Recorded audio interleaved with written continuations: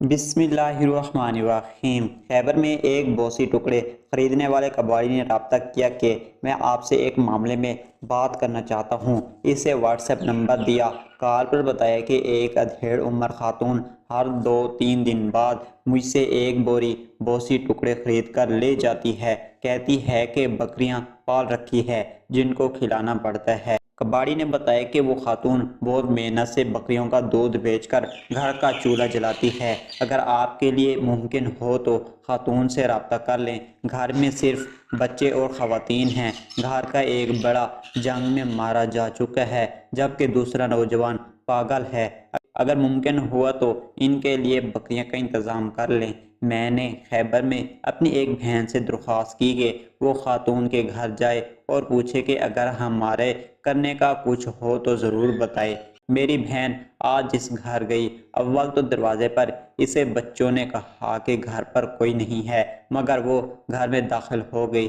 دیکھا تو وہ بوسی ٹکڑے خریدنے والی خاتون گھر میں ہی موجود تھی۔ بہن نے پوچھا، آپ لوگوں نے کیوں ایسا کہا کہ گھر میں کوئی نہیں ہے؟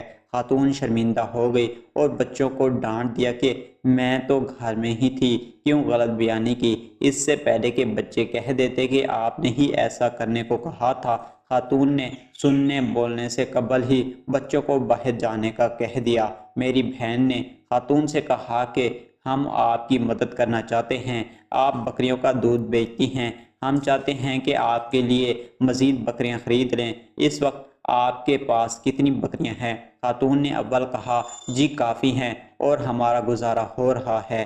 3-4 بکریاں ہیں، اس وقت انہیں چرانے باہر لے جایا گیا ہے۔ بہن نے گھر کا جائزہ لیا۔ 2 کمرے تھے، کچا صحن تھا جہاں ایسے کسی قسم کے نشانات موجود نہیں تھے کہ جو بکریوں کی موجودگی کو ظاہر کریں۔ اسے شک ہوا۔ کہا، بکریوں کو کب تک واپس گھر لایا جائے گا؟ خاتون نے پہلے تو ادھر ادھر کی باتیں کی مگر پھر کرندے پر آنکھیں آنسوؤں سے بھر گئی۔ اعتراف کرتے ہوئے بتایا کہ ہمارے پاس کوئی بکریاں نہیں ہیں، یہ بوسی ٹکڑے کبھی ہم پیس کر کھا لیتے ہیں تو کبھی پانی میں ابال کر کھاتے ہیں، آٹے کی بوری نہیں خرید سکتے۔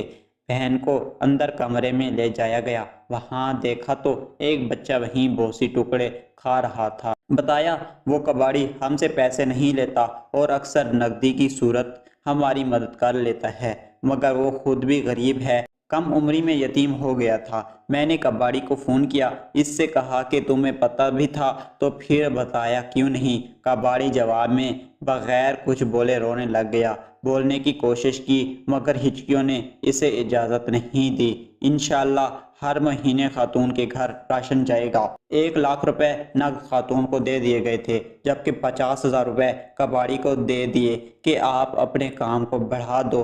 تم جیسے لوگ کباڑی نہیں بلکہ معاشرے کا عظیم سرمایہ ہوتے ہیں۔